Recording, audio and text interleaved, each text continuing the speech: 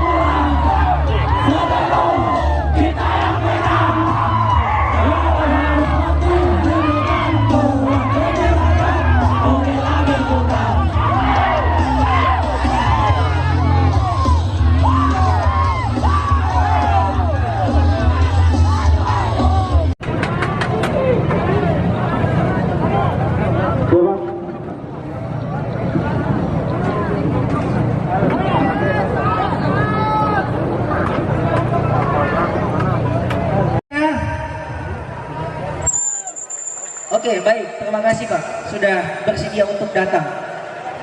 Bisa mungkin menghadap ke sebelah sana Pak.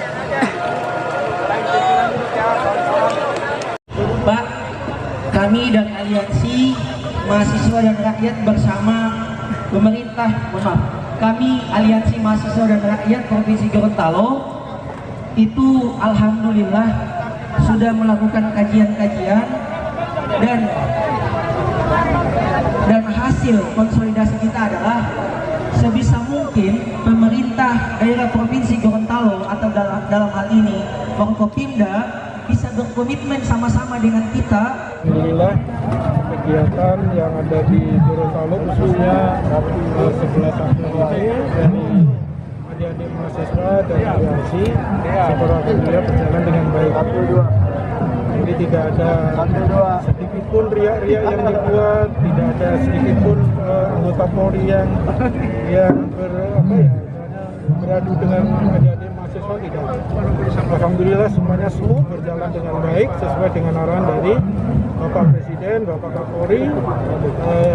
Intinya bahwa polisi TNI adalah menjaga dan mengawal adik-adik mahasiswa itu untuk melaksanakan unjuk rasa.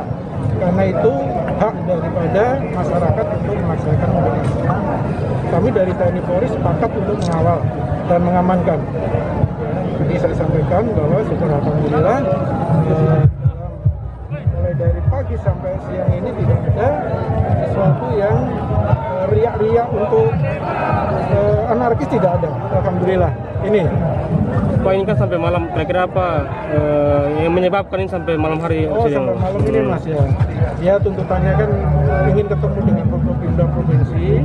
Memang karena beliau-beliau sedang ada kegiatan, akhirnya kita komunikasi dengan beliau-beliau. Akhirnya ya alhamdulillah jam sekarang bisa terwakili, ya bisa terwakili dari Forkopimda Provinsi tersebut, dan alhamdulillah adik-adik mahasiswa sudah